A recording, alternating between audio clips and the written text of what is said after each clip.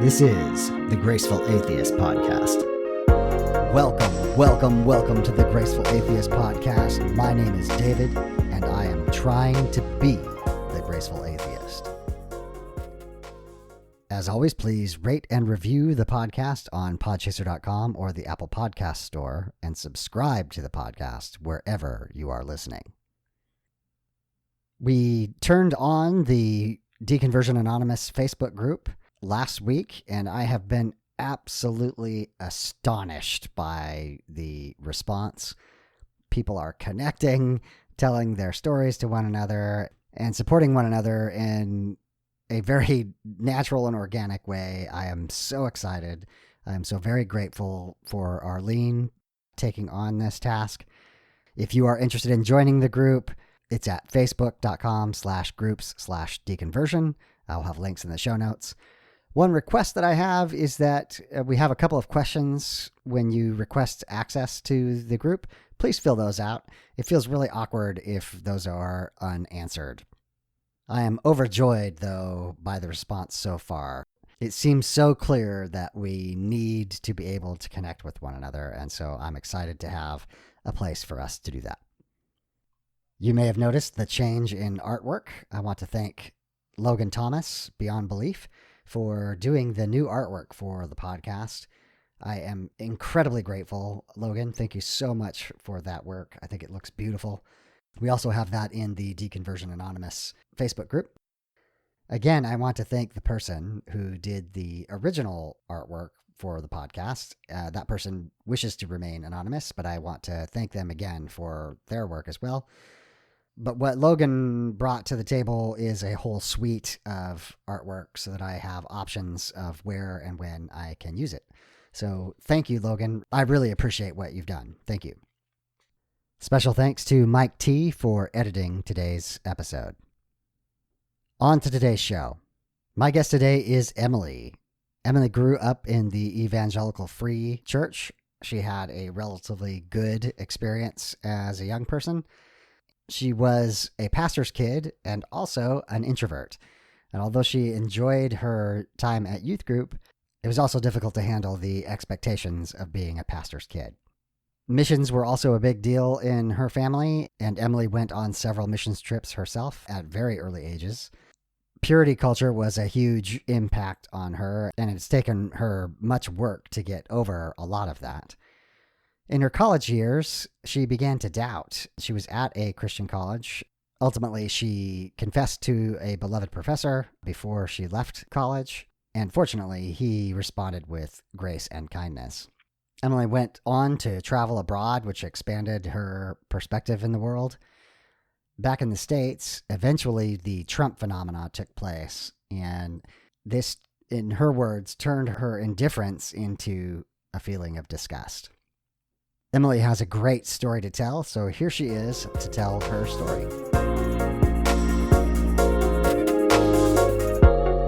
Emily, welcome to the Graceful Atheist Podcast. Thank you. Thank you for having me. You were kind enough to respond to my desperate plea for interviews, and I'm excited to hear your story. The email that you sent me seems like a really good outline of your story, but I want you to tell it. So we'll just jump right in with, what was your religious tradition growing up? So I grew up in an evangelical free church in a small town in the Midwest. It was very much the type of family where we went to church every Sunday without question, usually more than once a week. My parents were involved in the music team and other various activities throughout the week. So by the time I was in, preschool, kindergarten age, I had started out on the Cubbies, Sparks, Awana track. Cubbies is the little kids version of Awanas. Okay. So yes, church multiple times a week. When I was about 4 years old, maybe even a little younger, I accepted Jesus into my heart, as they say. Yes. We were actually in a McDonald's parking lot, my mom and I just piped up and said, I want to pray and ask Jesus into my heart. So my mom, of course, was thrilled. And Yes. so that happened at a very young age. I also attended Christian schools all the way from preschool through my undergrad. So they were all fairly small schools until I got to college, where I was at a more mid-sized liberal arts Christian college. Yeah. And I went to Christian camps every summer. I was just involved in everything. I'll just interject here and just say you also mentioned that it was mostly positive. So like I do like to acknowledge that there are good parts of it, right? So what were the good Yes. parts? I will say when I was growing up, I mean, this was my whole world. I didn't really have much exposure to people who weren't Christians between my school and my church involvement. It was overall positive when I was younger. I enjoyed the church activities. For example, Awana, I was really good at memorizing Bible verses and I had fun with the games, Yeah. all of that. So yes, I do have to acknowledge it was not, especially in the early days, it was not a very negative experience. It was when I got a bit older that I started to run into some problems. There is a rest of the story. Yes. Hmm. Yeah. So, one other thing I wanted to mention, my mom was very much into missions, still is. She loves going on short term missions trips. And so I got involved in that too, even at a very young age. When I was in middle school, my Oh youth wow. group went on some trips. Yes, we went to the Bahamas and did some VBS with the kids there, Okay. and VBS being Vacation Bible School, but Yeah. most listeners probably know that. And my youth group also did a Mexico missions trip. It was a mix of working with kids and also some construction projects, which is kind of funny to think about middle schoolers going to build things in another country, but we did. Yes. And then I also did go with my mom on a missions trip to Honduras, and this was all before I even started high school, so very young. Yeah. And even personally, I was very invested in that. For example, a couple of my friends from school I think it was elementary, maybe middle school, we even started a little club to kind of raise money for missionaries that we knew from our churches and such. So I was very invested in that Yeah. early on. Yeah. And then another important part of my story from those early days was that my dad actually became a pastor when I was probably 10 or 11. He had been a lawyer before and decided to change careers and go into ministry. And Wow. so Okay. he actually focused on doing interim pastor work. So he was at churches that were kind of between long term pastors. So it would be anywhere from a few months to sometimes a couple years as they were in these transition periods. So he Interesting. moved around quite a bit. Yeah. But we still lived in the same town. I was still involved in the same youth group all the way through middle school and high school at our home church. To be clear, then you were not necessarily attending the churches he was pastoring at. Well, that is an interesting part of my story. Okay. Most of them were close enough that I could attend with him and in fact was expected to on Sundays. Yeah. But then during the week I would be back at the church I grew up in I for see. Okay. youth group. Mhm. Right. Right. So I guess where I'm leading to this is, did you feel the same pressure that many pastors' kids do of kind of a level of inhuman perfection was required? Yeah, it got a bit tricky when I got into high school, especially. There were a couple of years where he was at a church that was about 2 hours away from our home. And I was still expected to come with him. My mom and I would both get up really early with him on Sunday mornings, drive up to this church. And it was a difficult time for me because I'm an introvert, and so I was a shy teenager, and just being brought up to this church where I didn't know anyone Yeah. with except my parents was really challenging. I feel like the pressure that I felt was more of a pressure to, I guess, engage and be more outgoing than I naturally was.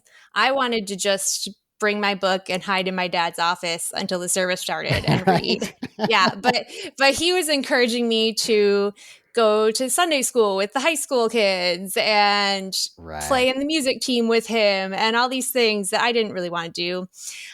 And I do want to be clear, I don't want to just disparage Sure. my parents in Yeah. any way. They raised me the best they could, but in many ways I was very well taken care of. I had a loving family, but I want to be honest about how, the elements of religion impacted me. So Right. yeah, that was a difficult period when we were going to that church.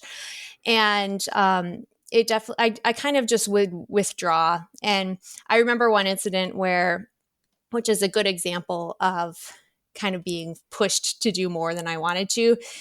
The church was putting on a Valentine's Day dinner. I think it was kind of to honor the families in the church, the couples. I don't think it was a fundraiser per se, but it was a special Valentine's Day dinner.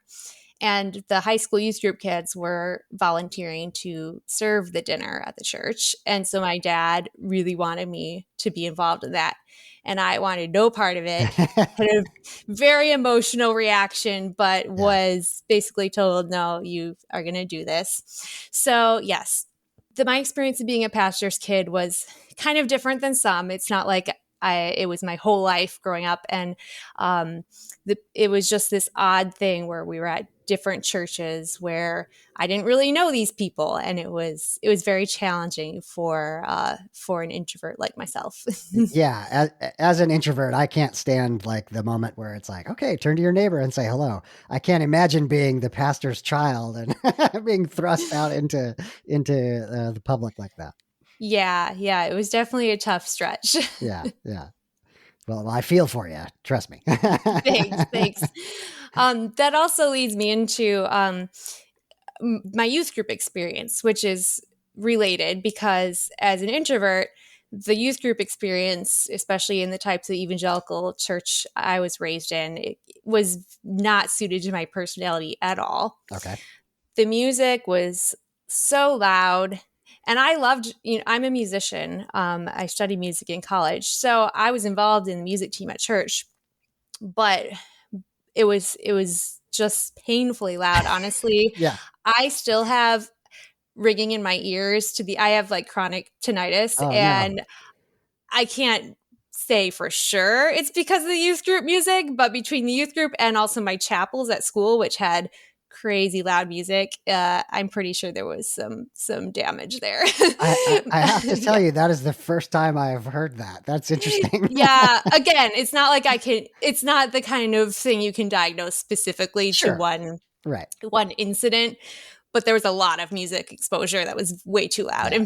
So anyway, but getting back to the youth group experience overall, it was again the kind of environment where I felt pressured to present myself and to do things that just didn't suit my personality. So I felt pressured to be a part of what they called a ministry team, Okay. which was focused on kind of twofold, on evangelism and outreach to new kids, and also to kind of nurturing the people that were already in the youth group and developing community and such. But honestly, all of that was overwhelming to me. Right.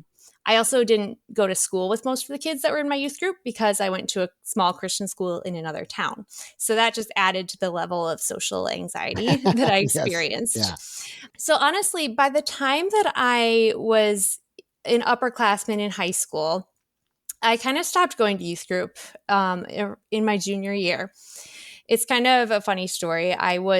During my junior year, I was taking so many classes at school that my school allowed me to homeschool Bible that year so that I could fit enough other classes into my schedule. But I fell behind on the homeschool Bible curriculum because I was so involved with other things at school. And my dad found out that I was behind, and he said, well, you can't go to youth group until you finish your Bible curriculum. And so I missed youth group for a few months as I was catching up. And I discovered I really like staying home from youth group. It's just way more relaxing to stay home and do my homework. And I was a really big baseball fan at the time. I just liked being able to watch the games with my Yeah. dad. I'm like, yeah. So I didn't really go much back after that very much. Okay. Interesting. The punishment had the opposite effect of its intention. Exactly. Yeah, it's kind of ironic. I don't know Yeah. if he realizes that that was kind of the catalyst, but yeah, that's when I stopped going to youth group. Okay.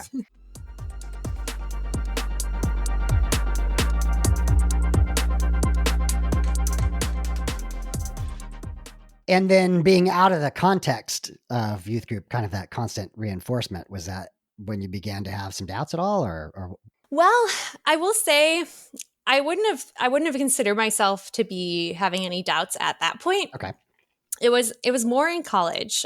But I do want to acknowledge before I move on to my college experience, I do want to acknowledge some of the things that really did impact me negatively beyond just the being an introvert okay, and feeling the social yeah, anxiety. I also had a lot of really strong fear of hell mm, and the rapture, starting from a young age. So there was a stretch of several years when I was in elementary school when a lot of big events happened. There was the Columbine shootings. There wow, was the whole Y2K scare, which with all the Left Behind and Rapture yeah, yeah, talk being in the culture at that time. Of course, Y2K was scary. Then I was in fifth grade when 9/11 happened. And at the same time, there were a couple of things in our personal lives. My siblings, several of them were in college at the time, and someone they knew at their small school committed suicide. mm, And so there was just I was thinking about death a lot during this period in elementary school. wow, And yeah, I definitely went through a pretty kind of a dark phase where I was very afraid of death. I was thinking about the topic of suicide because of mm, this incident at my siblings' college. And with all this fear of hell, it just all compounded. And I probably was depressed. I never went to therapy at that point in my life, but I would say the salvation prayer, as they call it, over and over, mm. like multiple times a day, because I was just terrified of hell. So Ah, that was definitely a very something that I remember has impacted me very negatively in those early years of being in the church. yeah, wow. I think the hell anxiety, rapture anxiety, which are hashtags, I'm sure you know, but for the Hmm. listener's sake, is so serious because you're telling a child, when you were 4 years old, I don't know what exactly you were told, but you're basically saying, if you're not good, God may punish you, and in this severe way. And then as you get to your teenage years, where you can actually abstractly think about what the implications of that are, that comes home and would be absolutely terrifying. Yeah, it was. And I took it all so seriously. I mean, like I said, at this point, I wasn't really doubting any of the things I had been taught. Right. And so I believed it all. It was very real to me. So yes, it was a very scary time. I'm very sorry. Yeah, thank you. Thank you. On a related note, I also I struggled with just a severe sense of guilt all the time over minor infractions. I mean, I was a very well-behaved child. I've always been a people pleaser and a rule follower, and so it's not even I wasn't even ever severely punished for anything as a kid because I didn't, mess up in a huge way. But Right. I still felt all this extreme guilt over just super minor incidents or even just mistakes. And part of that, I mean, I am a perfectionist still, and that's just part of my personality, but it's also definitely related to the messages about sin and hell and all of that. You may have heard me talk about that kind of that feedback loop, a vicious feedback loop. People who are really self-honest, you recognize, that you're human, you're fallible, and then you have some standard that is nearly impossible or truly impossible to live up to. And that feedback loop of, well, I'm not living up to that. I must be bad. And it's just absolutely terrible, damaging. So I think there's Yeah. a certain personality type where that's just a trap that's really easy to fall into.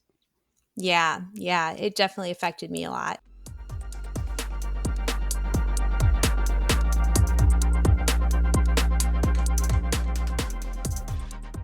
It's the only other topic I really want to touch on before we get on to my college days and kind of the start of my deconstruction Sure. is the topic of purity culture, which I'm sure is relevant for many of your listeners. So I was very much raised in kind of the heyday of purity culture. And so I had no sex education in school or really from my parents. It was just messages of, don't do anything. Right. I actually, one of my high school teachers, we had to take one health class, but it wasn't a true sex education class in any sense of the word. One of my health teachers actually told us girls that you shouldn't sit on a guy's lap because you might get pregnant. That was I'm about covering the my extent. eyes. Yeah, wow. You can cut that if it's inappropriate for your listeners. But yes, that was about the extent of my knowledge. Oh man. Okay. Yeah. So it was very, between that, what being taught, all those things from purity culture and just being kind of a shy person, I really did not learn how to even interact with anyone in a romantic setting until I was much older, even past college. I just felt so behind just in the development of that side of my life. And so I'll get into that a little more later, but that was kind of another big element of how I was raised.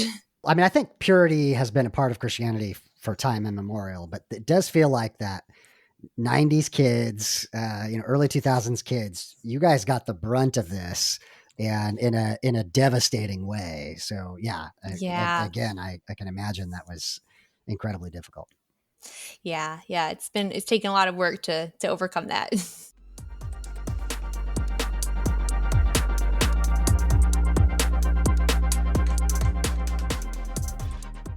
So I went to college for my undergrad at a fairly well-known Christian liberal arts school. And it was, like many liberal arts schools, it had strict rules for its students. No drinking, even off campus. No dancing. Although by the time I was there, they were allowing some school sponsored dances. But there could be no just reckless dancing in the dorms. Yes. That's bad. And of course, you had to sign a covenant agreeing to all these lifestyle commitments, and of course, no sex outside of heterosexual marriage.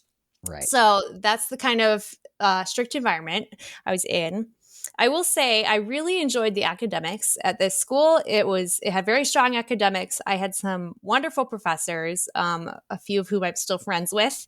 And I did make a few close friends there. But overall, it was very lonely for me during that time.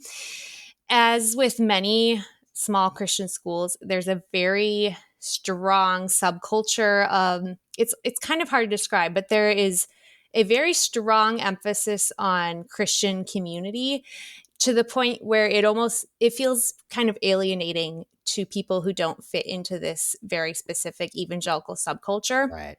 So even just all the emphasis on dorm life and activities and getting involved in Bible studies and small groups and things, all of that felt very stifling to me because I just didn't feel like I fit in very well. And it got to the point where by my senior year, I would say to myself, if I hear the word community one more time, I'm going to scream. Yeah. So it was difficult for me socially, even though I enjoyed the academics. Right. And I never really found a church to attend regularly while I was in college. I visited quite a few churches because I felt like that's what I was supposed to do. And there was one that was just right off of campus that I actually enjoyed pretty well and that I went to, but I never connected with anyone there. I never found a church home, as they put it. And so by the end of college, I basically had stopped going to church. I really enjoyed just going to the cafeteria early before all the people got back and getting to eat my brunch in peace and quiet. So yeah, that was me by the time I was senior year. And also even thinking back, we had mandatory chapel 3 times a week there. And by the end, I was mostly just sitting down doing my homework during chapel and Yeah. skipping the singing. And so I was starting to backslide, as they would say. Oh, that's funny. Yeah. But at the same time, I still thought, I honestly believed in the Christian teachings that I had been raised with. It wasn't really till my senior year where I started to admit that I was having some doubts. I was actually in a theology class that we all had to take as seniors. It was one of the gen ed requirements.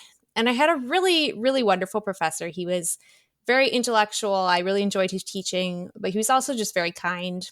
And he mentioned at one point in class, I don't even remember what the context was, but he mentioned that he had a lot of conversations with students over the years who were having doubts about their faith. Mm-hmm.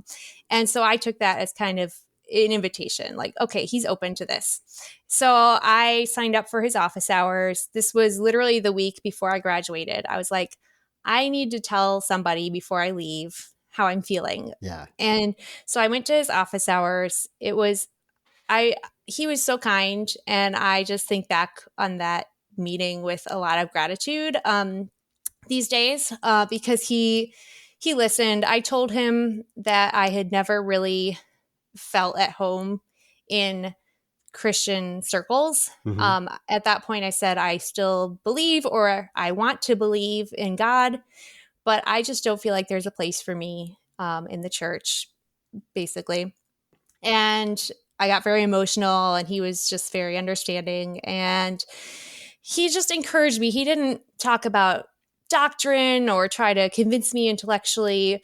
He he gave me some encouraging ways that I could try to make my faith more meaningful in my personal life as I graduated and moved on to this next chapter. I was going to grad school next, and it was a very just nurturing conversation, even though I wasn't at that point. I was still very much in the early phases of leaving. Right. I'll always be grateful for him. So that was kind of a moment that when I look back on my journey, that's like a distinct moment. It's really interesting. You like several touch points there that are very similar to my story in that, small Christian college. I loved the academics. I loved the professors. There was a feeling of being coddled like we were children while we were supposed to be growing up as adults. Mm-hmm. And then also just connecting with, I had a beloved professor whom I love dearly. Like it. And same thing, you have that, a graceful, giving, kind relationship. And that's deeply meaningful. Yeah, yeah. I know he probably won't listen to this, but or know who I am, Sure. but I am very grateful for him. So, yeah. So then I graduated from my undergrad, and I actually moved to London for a year. Oh, wow. I did a grad school program there. I was At the time I was thinking about going into history because I had double majored in history and music as an undergrad. So I had been accepted to a master's program in history, and Okay. I've always loved London. I had been there a few times before and wanted to spend more time there.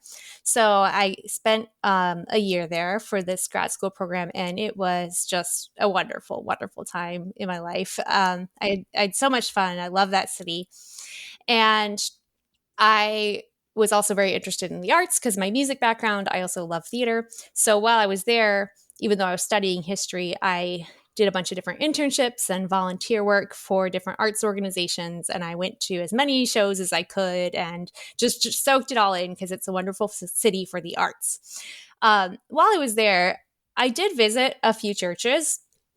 In fact, I was pretty interested in the Anglican Church, Mhm. or over there, just the Church of England, because it was so different from the evangelical churches I had been raised in, which really emphasized the emotional experience. If they felt more shallow to me, the kind of churches I was raised in.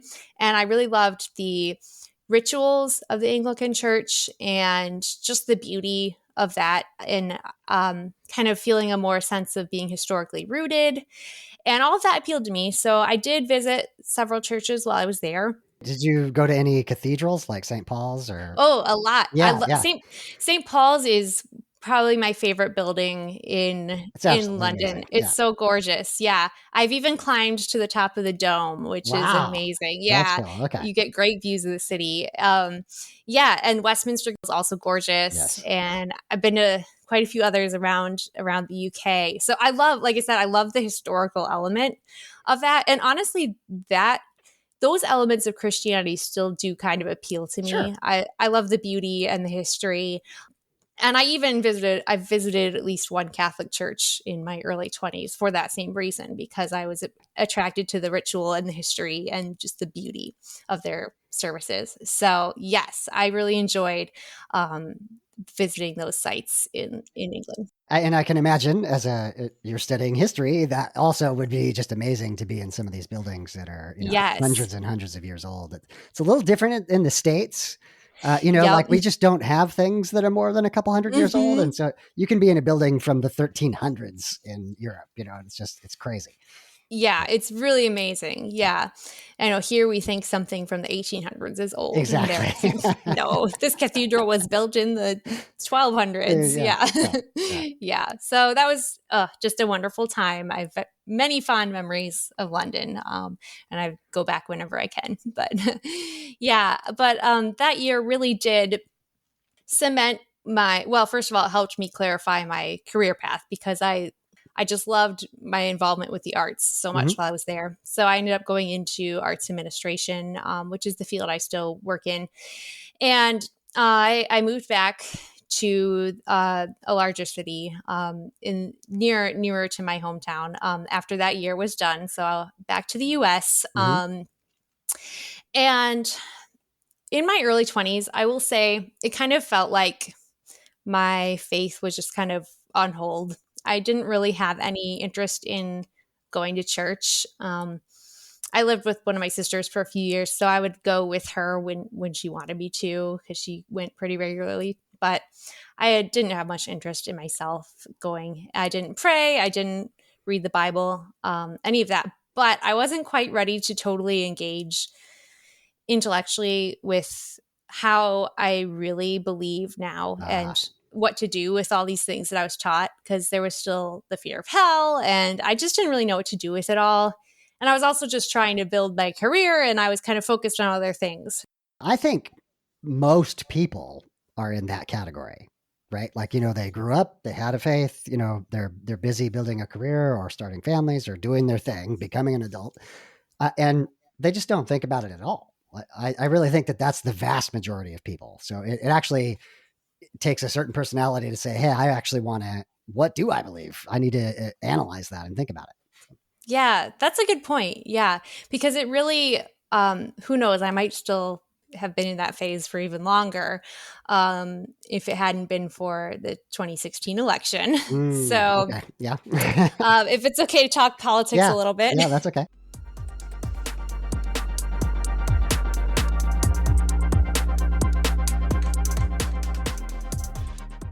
A little bit about my background in terms of how politics and religion intersected Mm-hmm. growing up. So I was very much raised, I mean, this is not an unusual story, but very much raised with the sense that being a Christian and being a Republican go hand in hand. Yeah. And I honestly, when I was in elementary school, we did a civics class. I don't remember exactly what grade we were in, but in this civics class, they told us about the two major political parties and kind of laid out their platforms and the major issues that they care about. And honestly, back then, I heard about the Democrats, wanting to care for the poor and things like that. And I thought, oh, they sound like the better party, but Christians are supposed to be Republicans. I remember being confused about that, Yeah. but I didn't really know what to do with that. And we were Republicans. That's just how it was.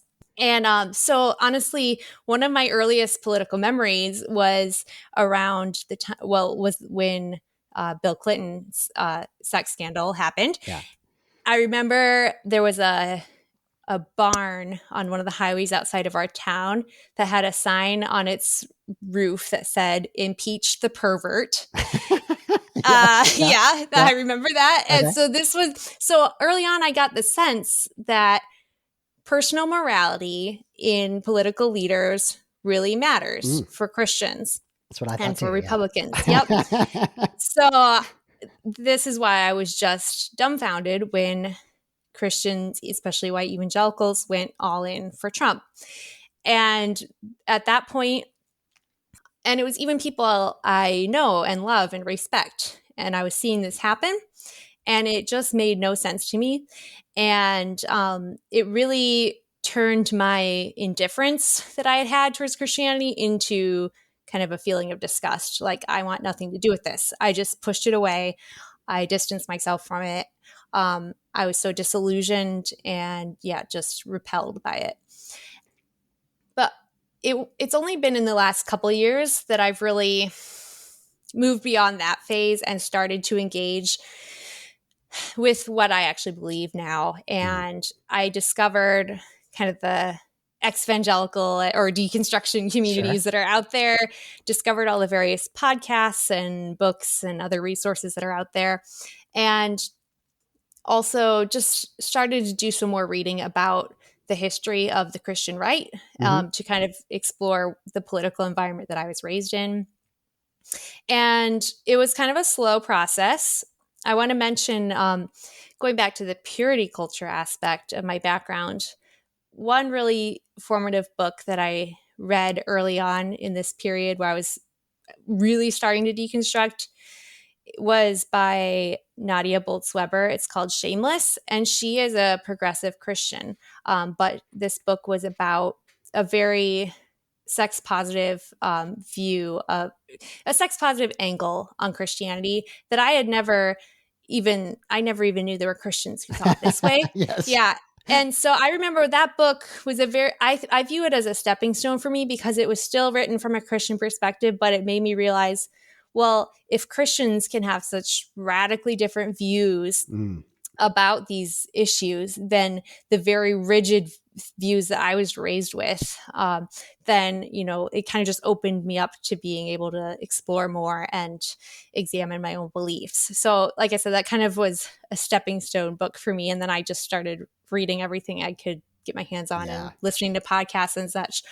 And so I've gotten to the point where right now I consider myself agnostic, and I guess you could say functionally atheist, as some people put it. Sure. I'm definitely I'm open to the possibility of there being a higher power of some sort, but I don't believe that it is the God of the Bible and that the Bible is, in the inerrant word of God. Right. And it is still kind of weird to say that out loud, but Yeah.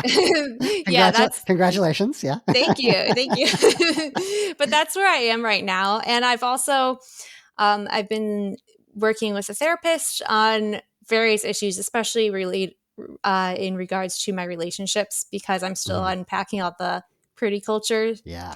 baggage. About 3 years ago, I got into a relationship that was my first long-term relationship ever, because like I told you, I felt like I was so developmentally delayed in that aspect of my life that it was my late 20s by the time I was even in a successful relationship. Okay.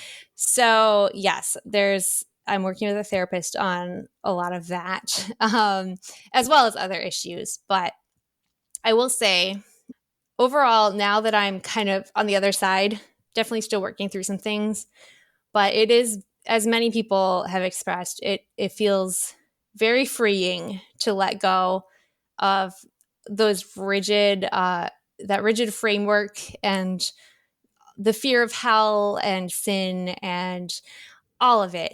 It feels good. It feels freeing. Yes.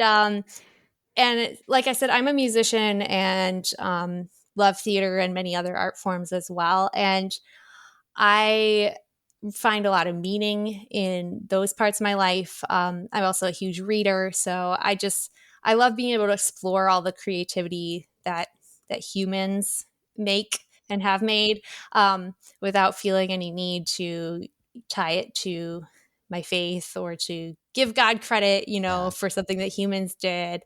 That's where I find a lot of meaning in my life. I think that's awesome. And it's also the freedom to explore the human wisdom over the ages and do so critically.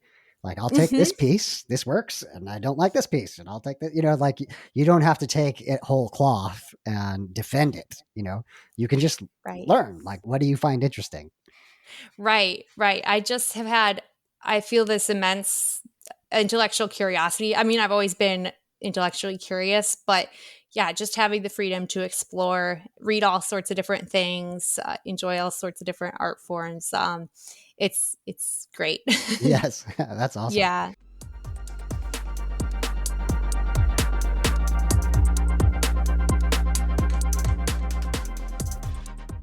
Before I let you go, I did just want to explore just a little more depth, if you're willing. You mentioned the concept of Christian nationalism. And my Hmm. question to you is, when you came back from London, but before the Trump phenomena, were you aware of that difference? Like, from the difference between the way the UK or Europe has the mixture of religion and politics versus the United States?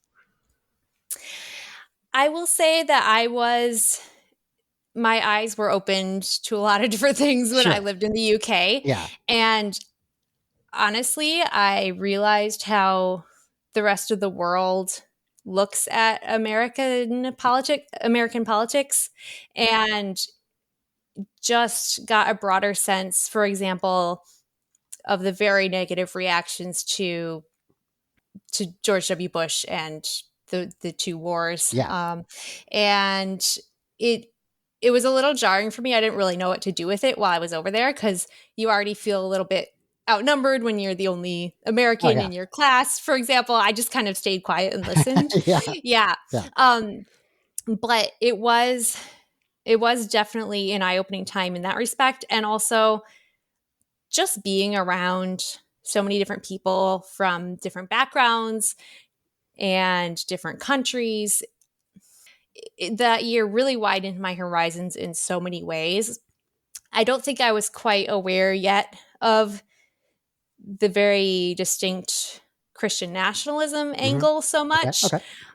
but it definitely changed my political views, even just living abroad for a year, Yeah. even when I came back. And it was just a couple years before the 2016 election. That period, I was definitely my political views were starting to change. Right. 2016 was the big catalyst. Yes, definitely, definitely. I think what is interesting is, like you described, the sex positive Christian book, recognizing the diversity of opinions within Christianity. I think analogously, when you step out of the United States as an American and see the skepticism, and I'd take it beyond just George Bush, even the Obama years. I was Hmm. hearing lots of skepticism from my European and UK friends. The CIA, the NSA, what they're up to, has not looked good upon overseas.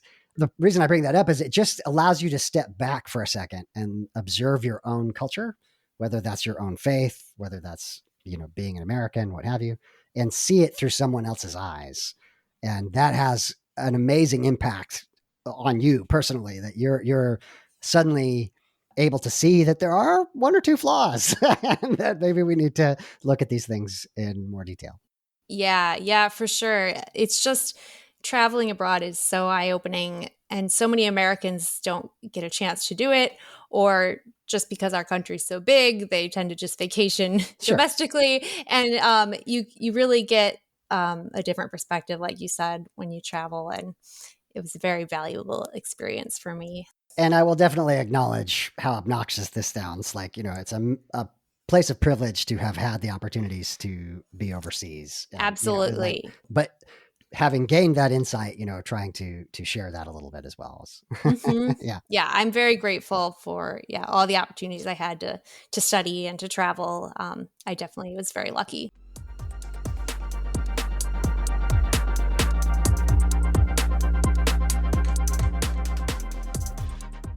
So, what I'd like to hear from you is maybe some recommendations for resources, maybe your favorite books, some podcasts other than this one, Hmm. YouTube, what have you. What are the things that you would recommend for people who are at the beginning of, hey, what is this all about? What I'm beginning to question. Yeah, yeah.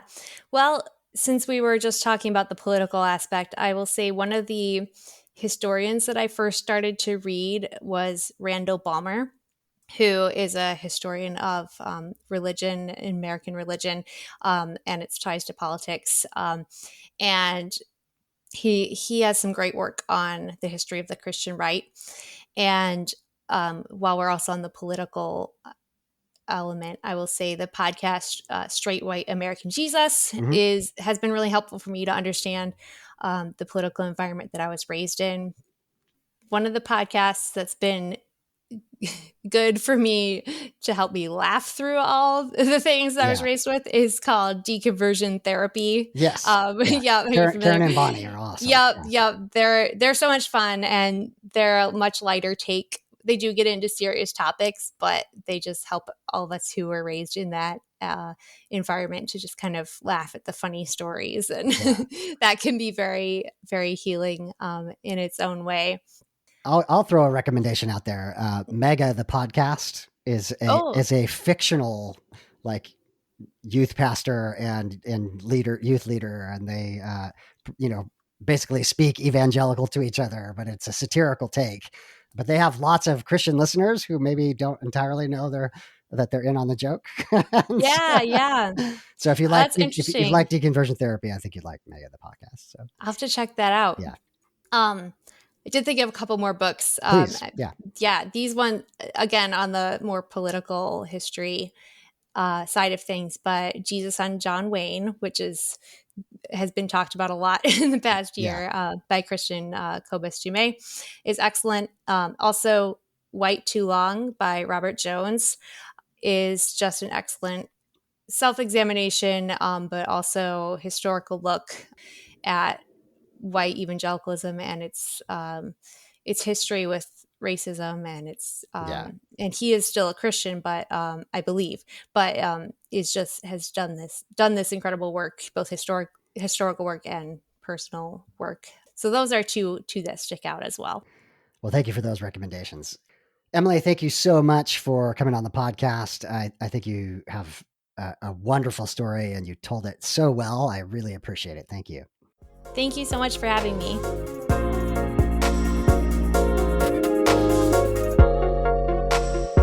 Final thoughts on the episode.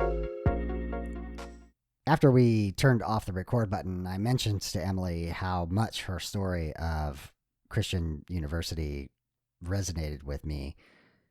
The experience of both having a really interesting time with interesting professors who teach with passion and rigor, and then at the same time feeling infantilized by the environment of being treated like a child, right at the time when you are supposed to be becoming an adult. Although not surprising, I am continuing to be shocked by the impact of purity culture on millennials. That one has to recover from the purity culture you grow up in is devastating and entirely unnecessary. It is a tragedy, and I hope that, like Emily, those of you who've experienced that can find help in therapy and other healthy outlets. I think Emily expressed something that we have all felt, and I definitely experienced this myself. Coming from the 90s, where Bill Clinton was villainized not for his abuse of power in the situation, but rather for the sexual act itself. The politics of that day made him out to be a pervert, as Emily talked about. Then to come just a couple of decades later and have Trump hit the scene, and those very same conservative Christians embraced Trump and ignored his moral failings. I too was incredibly shocked. And I think now we are living through the consequences of that. If you are a believer and you are listening, the entire ex-evangelical movement is a direct result of just what Emily expressed, the disgust that she ultimately felt as she watched white evangelicals embrace Trump and ignore all of his moral failings, all of his racism, his xenophobia, his sexism. It turns out that my deconversion happened about a year prior to Trump coming on the scene as a real candidate. And I watched this take place. I watched as believers tried to grapple with what was happening, as I myself tried to grapple with the people who I loved and cared for who seemed to be embracing Trump as well. With a few years of perspective after deconversion, it is clear to me that religion is always about identity and culture and being in the in-group. Maybe it shouldn't have shocked us that this happened. I do think that there will be many, many people like Emily who may have deconverted anyway if Trump hadn't happened, but whose deconversion, deconstruction was hurried along by that moment in time in history. I want to thank Emily for being on the podcast, for sharing her story, for really letting us see her thought process as she went from a Christian who was doing all the right things to suffering through purity culture, getting into college, starting to have doubts, and then ultimately walking away entirely after the politics of the day pushed her away. Thank you, Emily, for sharing your story. Today I'm going to do something slightly different because I am also a consumer of podcasts. A quick shout out to a podcast that I absolutely love is called Decoding the Gurus. And what's significant about this podcast is that it is taking a critical look at what is often seen as the scientific, rationalist, secular perspective. Not to say that they are theists in any way, but rather to be willing to criticize or at least look critically at the stars that come up within the secular community. And a recent episode, the September 24th episode, had Stuart Ritchie on to talk about science in general, how it applies to COVID-19 and various other things. But something that Stuart Ritchie said that really struck me that I wanted to share was about why the atheist community or the skeptics community of the 2000s and 2010s or so really kind of fell apart. And his point was that being just against something does not bring people together. You can be against something for many different reasons, but to be for something, you generally have to have a shared vision. You have to have an agreed upon sense of what the goal is, what you are all trying to work towards. My secular grace thought of the week is inspired by what I've just been witnessing within our Facebook community. And that is that we are for something. We are for secular grace. We believe in secular grace. We believe in people. We believe in each other. I know that I sometimes slip into the easy criticism of Christianity, and I often call this shooting fish in a barrel. It's too easy. It would be simple for me to just spend all of my time criticizing the failures of Christianity. I'm really not interested in that at all. I'm really interested in, given that we have discovered Christianity is not true, now what? We're still human beings. We still need each other. We still need awe, belonging, and connection. And how do we accomplish that? My encouragement for you this week is to be for something. Emily talked about having that moment of, what do I believe? And going through that discovery process. And I think that is really valuable. Don't be one of the people that we described who never asks that question, who just walks away from Christianity or remains in Christianity in either case and never thinks about it, never thinks about what is it that I believe and why. Take that time, do that discovery. It is an end unto itself. It is worth that process. Again, I just want to say how incredibly thankful I am for what is happening in the Facebook group, Deconversion Anonymous. It is more than I could have hoped for, and I am hoping that you will join us as well. Be intentional in that group, care for one another, show grace, and this will be the opportunity for us to learn and grow together. Another quick thank you to Logan Thomas, Beyond Belief, for the podcast artwork. I think it looks amazing. I hope you like it too. More than that, what I'm really excited about is the participation that I'm beginning to see with the podcast. Mike T, as always, doing the editing. Arlene is now starting up the Facebook group as a community builder, and Logan Thomas has done the artwork for us. So again, if you can think of a way that you would like to participate with the community and the podcast, please let me know, gracefulatheist@gmail.com. Until next time, my name is David, and I am trying to be the Graceful Atheist. Join me and be graceful human beings.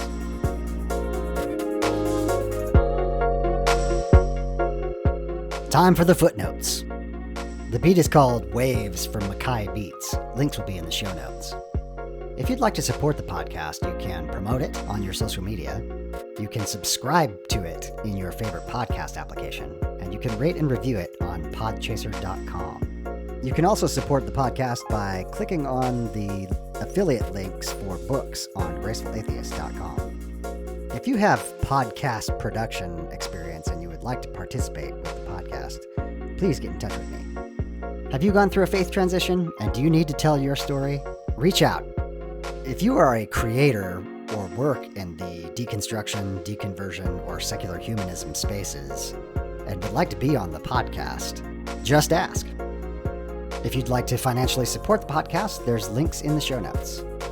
To find me, you can Google Graceful Atheist, you can Google Deconversion, you can Google Secular Grace, you can send me an email, gracefulatheist@gmail.com, or you can check out the website, gracefulatheist.com. My name is David, and I am trying to be the Graceful Atheist. Join me and be graceful human beings.